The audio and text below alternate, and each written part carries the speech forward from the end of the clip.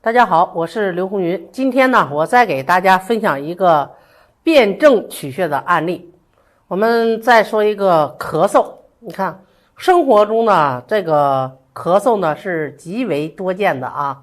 那咳嗽里头呢，我们最常见的又分为这个肺热咳嗽和这个阴虚咳嗽。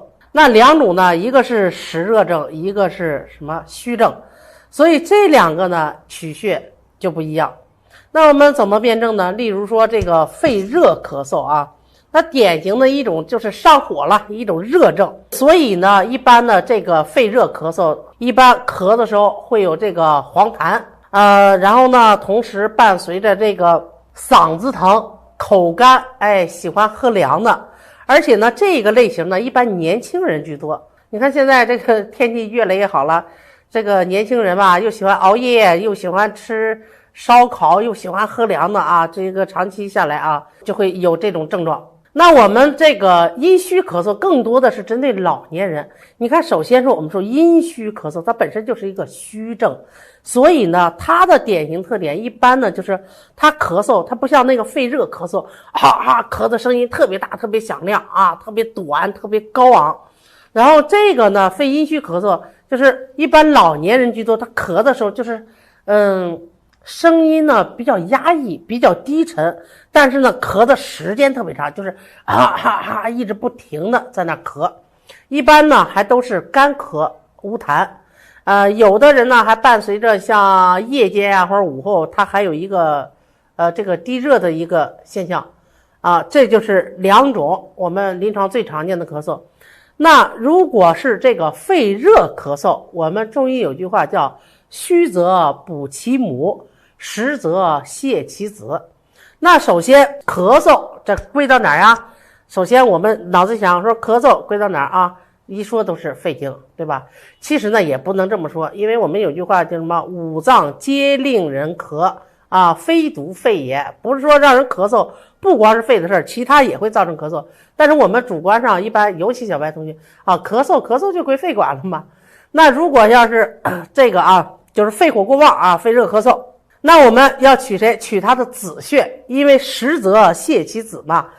那我们就要算一算它的子穴是谁？你看肺对应的五行属性是金，金生谁？金生水，所以你就要找它的水穴。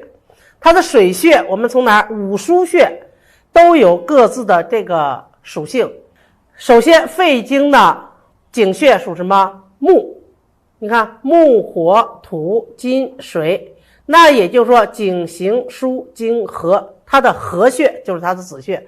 那肺经的合穴是谁呢？你看少商于季与太渊，经取尺泽，肺相连，那也就是说尺泽就是它的子穴。五行属水，它是它的子穴，它还是我们肺经的合穴。那我们五腧穴合主什么？合主逆气而泻，也就是说所有气逆类的啊，就是合穴理气的作用比较强，所以它治疗咳嗽时候比较好。那所以如果我们针对的是肺热咳嗽啊，用的最多的效果最好的就是我们的尺泽穴。那如果是这个阴虚咳嗽，典型的是一种虚症吧，实症慢慢呢拖的时间长了，慢慢就会转成虚症。那像这种情况，我们一般会考虑用肺经的鱼际穴，因为鱼际它是肺经的行穴。我们学五腧穴的时候有一句话叫什么？行主身热，也就是行穴擅长清本脏腑之热。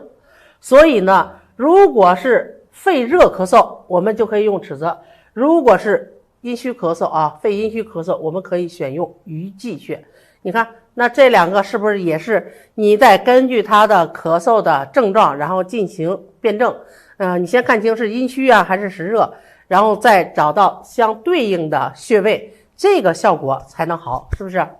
那我们呢，就是除了我之前说的，我们小白学习针灸最常用的、最常规的取穴方法，叫局部取穴、循经取穴、辩证取穴，这三种取穴方法之外，其实呢，我们还有很多的一些常用的歌诀，还有一些特定穴，这个呢都能帮我们临床上啊去取穴。下节课呢我再给大家分享。今天呢分享就到这里，如果大家喜欢针灸，请大家继续关注我。